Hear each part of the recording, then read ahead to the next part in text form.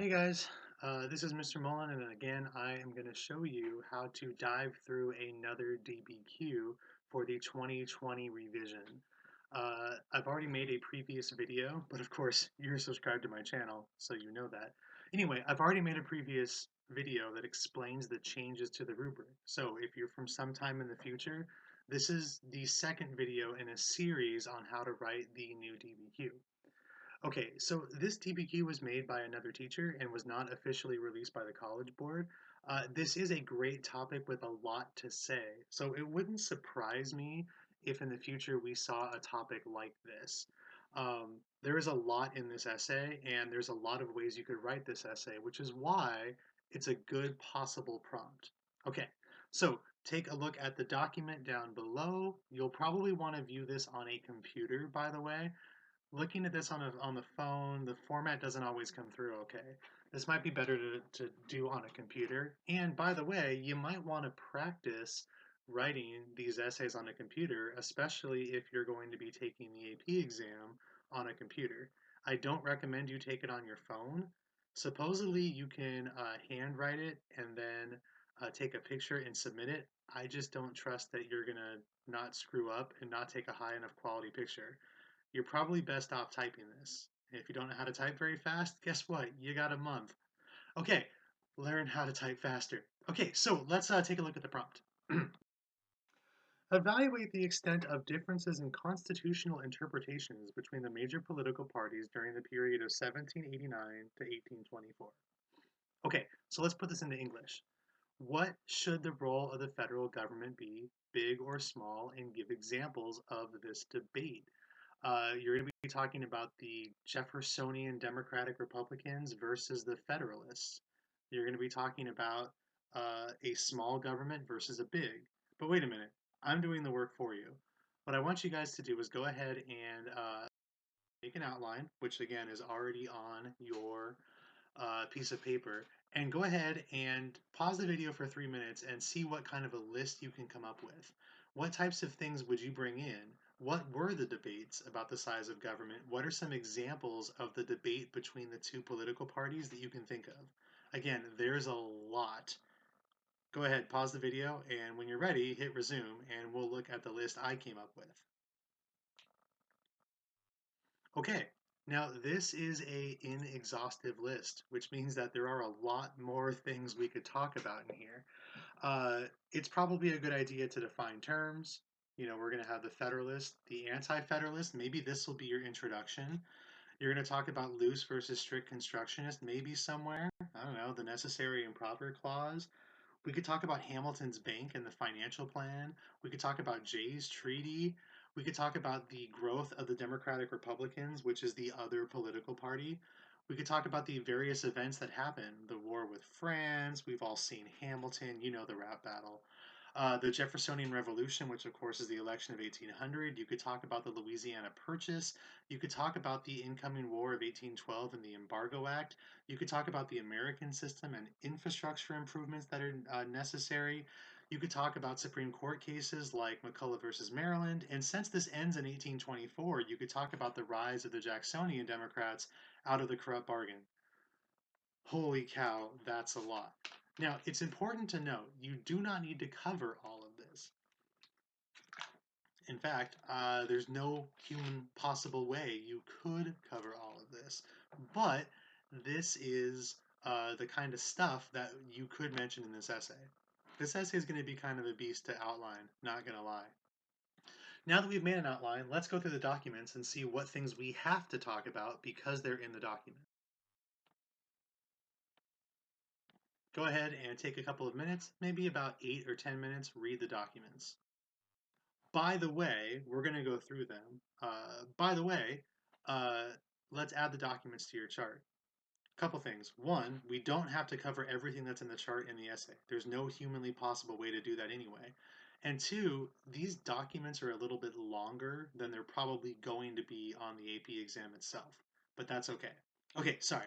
So go ahead and pause the video, read them, go through them, and when you're ready, I am going to go through them with you. So I'm assuming you're ready. Let's go through this.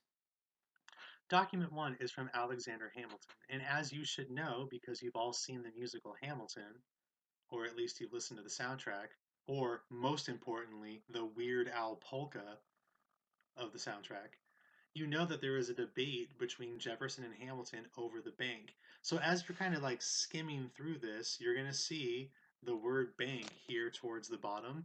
And this must be about the difference in belief about the size and scope of the government regarding the bank. So document 1 is going to fit in most closely with the bank. But it might also be part of the whole loose versus strict constructionist. You can put this in both parts of your chart. Document 2. Okay, so the Ogrambe, not to be confused with Harambe. Rest in peace, my man. Anyway, uh, Ogrambe is the word embargo backwards. So that means this must be about the Embargo Act, which is related to the War of 1812. So on our chart, we're going to put document 2 with the Embargo Act. This one, not going to lie, is going to be kind of hard to fit into this essay the way that I see it. uh, I don't know if I'm going to fit this document in, and that might be okay, but I'm getting ahead of myself. Document 3. Now, a lot of students might read this wrong. This is a Federalist talking about the Louisiana Purchase. Now, as we know, Thomas Jefferson buys the Louisiana Purchase, right? And you would think that everyone in America is super cool with that. But this document, specifically here in this third sentence, is saying that the Federalists are not super stoked about the growth of the government in this case because it's going to uh, be very difficult to manage all of this land. So this document is about the Louisiana Purchase, but you have to be careful how you bring it into your essay because this document is saying that he's not super psyched about it. This might be a good document to discuss like point of view because this guy, even though he's talking about the Louisiana Purchase, he's not super psyched about it. Just a thought. Okay, document 4, James Madison's message to Congress vetoing an internal improvements bill. Now, is there an internal improvements bill that we've been talking about? Well, yeah, there's this thing called the American system that's going to be thought up by the student Henry Clay. And the idea here is that roads and canals and bridges are super expensive, so the federal government should be funding it. James Madison is basically Thomas Jefferson's BFF. Like, really, I just read a book on this. They are BFFs. So Madison's going to believe the exact same things that Jefferson did. So document 4 has got to be about infrastructure and the American system. But more importantly, it's that the Jeffersonians don't agree with the expansion of the government to pay for those things. You got to bring document 4 in carefully as well. Finally, document 5 is about the Supreme Court case of McCulloch versus Maryland. In case you forgot, this is the state of Maryland trying to tax the Hamilton's Bank of the United States. That's what this is about, and it ends up in the Supreme Court. And the Supreme Court is going to be ran by a dude named John Marshall. John Marshall is a Federalist who was appointed by John Adams. He's one of those midnight judges. So, even though for the last 19 years the Jeffersonians have run the country, this decision is going to come from a Federalist that's going to support the growth of the government. Okay, so now let's look at our chart. There we go. There's a lot in here. Now you'll notice there's a lot that's not mentioned, like the Anti-Federalist, the Bill of Rights, the Necessary and Proper Clause. This whole like the Jeffersonians aren't implicitly named in any of the documents that I remember. I didn't read them all that carefully, but you know, whatever. The American system's not defined. And if you wanted to bring in corrupt bargain or the Jacksonian Democrats, you could. There's a lot in here. Okay, now that we have this outline, I want you guys to see if you can structure this essay. And I'm going to warn you, I'm going to do this one slightly differently than the formula I've given you guys in the past. So go ahead, pause the video, think about how you're going to outline and structure this. And I'm not going to lie, there's a lot to say. This is going to be a little difficult to outline. This one took me a good 29 minutes to write after I had outlined it. So let's see how it goes. So now that you're back, let's look at my outline. So my intro paragraph is going to talk about the failures of the Articles of Confederation, right? Remember, your intro paragraph has to set up the story. Well, the story is the Articles of Confederation failed, which means that we needed a new government. But there was a huge debate over as the size and power of this government. That's the whole crux of the entire essay. So, I'm going to talk about the debate between the Federalists and the Anti-Federalists over the size and scope of the new government during the Constitutional Convention, and this leads to an ongoing debate even though the Federalists win. Leads to my thesis, which says, although the Federalist Party wanted a large central government, comma, ultimately the Jeffersonian Democrats wanted a small central government with more powerful states, leading to a debate over federal power in the United States. This is a pretty decent thesis. It's not amazing, but it does answer the prompt and it does set up what we're going to do here. Okay, now let's look at the actual essay. Now, what I'm going to do is a little bit different than normal. Typically, you could make this a just have two body paragraphs, one about the Federalist and one about the Jeffersonians. But like, as I was trying to write this, I realized that uh, the paragraphs didn't make sense that way. Instead, what I'm going to do is I'm going to have one body paragraph that's going to be about the beliefs and actions of the Federalists, where I talk about, they want a big government, and the example I have of that, of course, is the central bank.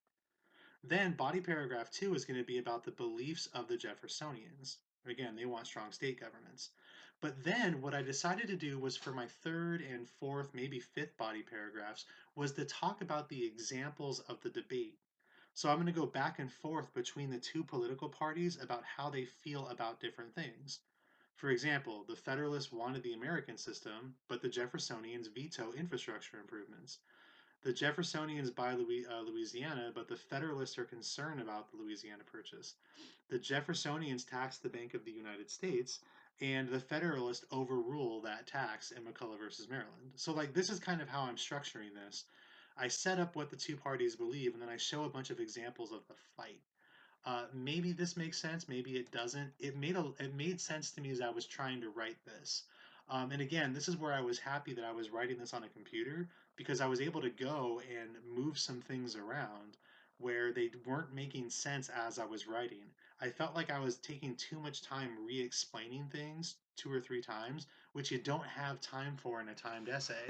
So you have to figure out a way to structure the essay that way you can get all of the examples in but not having to keep re-explaining yourself over and over. That's why I structured this the way that I did. Okay, let's go ahead and read through my sample.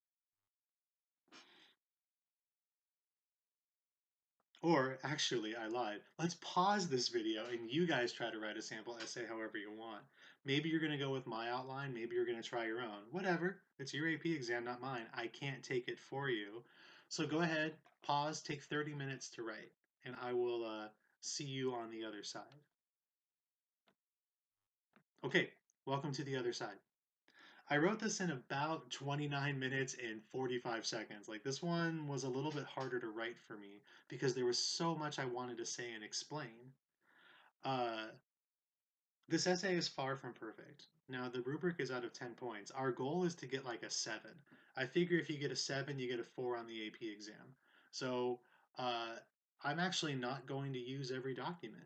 You can earn points even if you don't use every document. So, I'm not going to. Um, I have a good intro. I have a good thesis. I bring in outside information. So I think this is going to get around a 7, maybe an 8. Who knows? But it's not perfect. So I'm going to go ahead and tell any possible students around the country watching this, any possible teachers, this isn't perfect, but I think it's good enough. Again, I am not an AP grader. What do I know? So let's go ahead and read it and see why I think this works.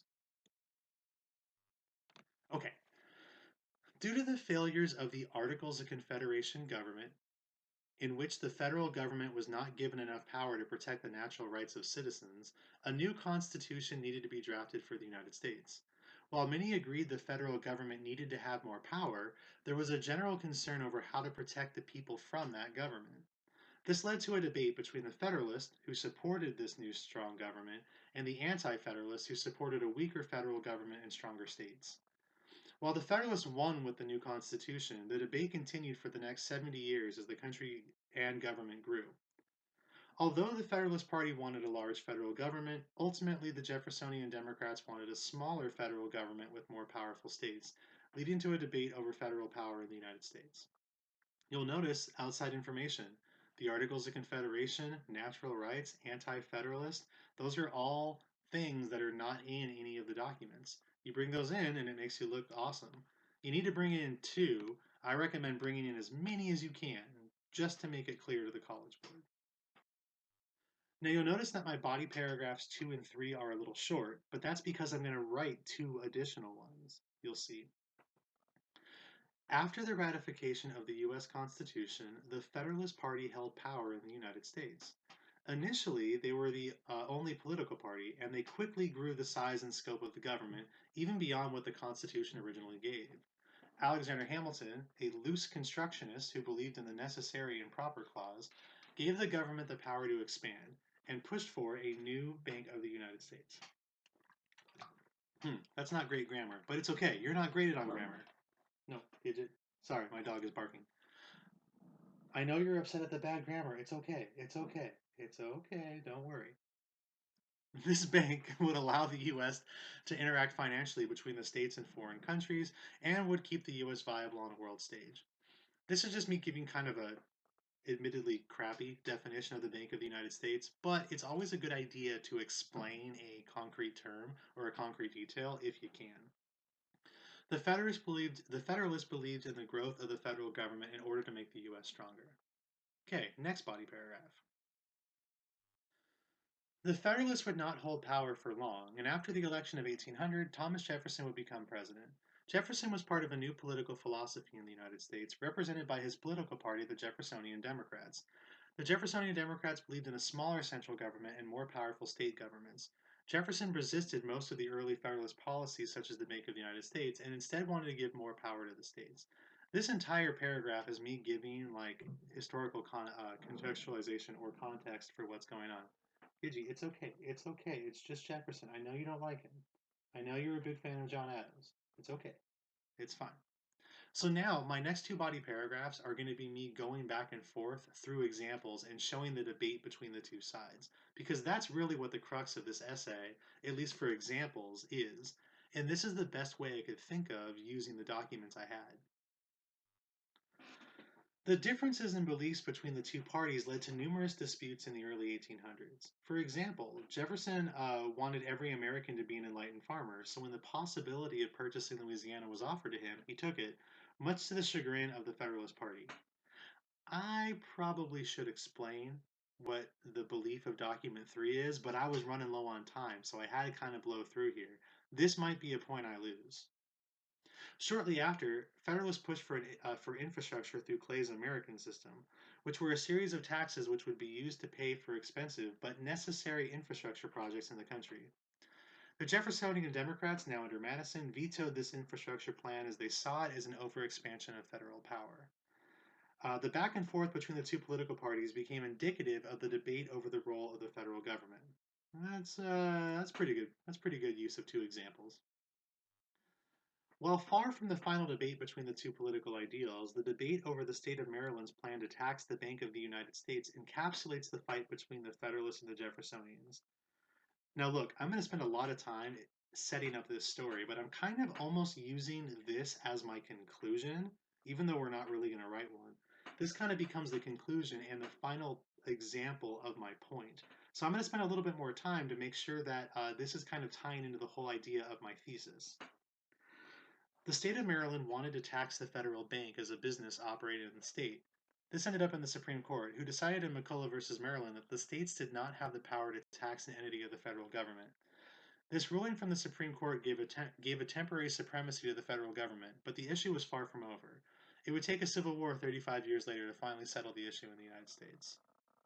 Again, this essay is not perfect, and like any good writer, the more that I read it, the less excited I am about it.